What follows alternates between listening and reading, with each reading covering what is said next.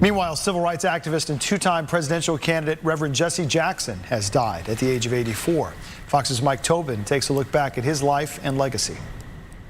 Put your hands together for our leader, the Reverend Jesse Lewis Jackson. Civil rights leader, politician, and community activist Jesse Lewis Jackson was born October 8, 1941 in Greenville, South Carolina. He met Jacqueline Lavinia Brown. They got married in 1962 and together had 5 children. At that time, in the early 60s, the country was in the throes of the civil rights movement. Will they be able to sit down together at the table of brotherhood?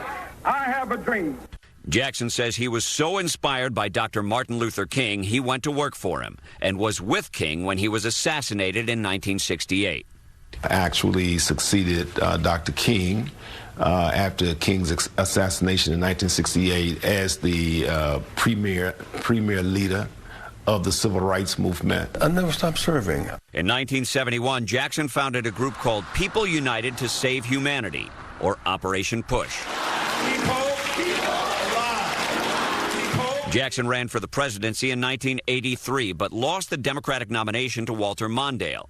In a second try in '88, Jackson landed second place in the Democratic primaries, falling short to then Massachusetts Governor Michael Dukakis. He played a significant role in the transition, to some extent, of the civil rights movement from protest to politics. Around this time, the civil rights leader formed a group he named the Rainbow Coalition because it was made up of people from all races and ethnic backgrounds. That is the unfinished business that I'm about, fighting for equal opportunity for all Americans and peace in the world.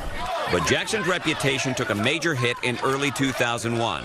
A tabloid broke the news that the Reverend fathered a child out of wedlock with one of his aides, Karen Stanford.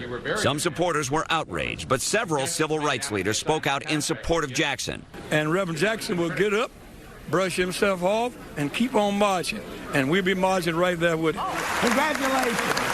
Over the years, Jackson was recognized over and over again for his work on equal rights and efforts to help the less fortunate. He collected over 35 honorary degrees. Reverend Jesse Jackson is just so special, not just to us, not just to our country, but to our world. Supporters say in the last several decades, Jesse Jackson did more than anyone to move this country's civil rights agenda forward. We now have the first African-American president. It would not have been possible if it were not for Reverend Jesse Lewis Jackson. I've sought to be a long-distance runner. I would like to be measured by my box score, not by the home run or the strikeout, but being a long-distance servant. And Jackson's followers promised the movement will continue. We are not afraid. Mike Tobin, Fox News. We are not afraid.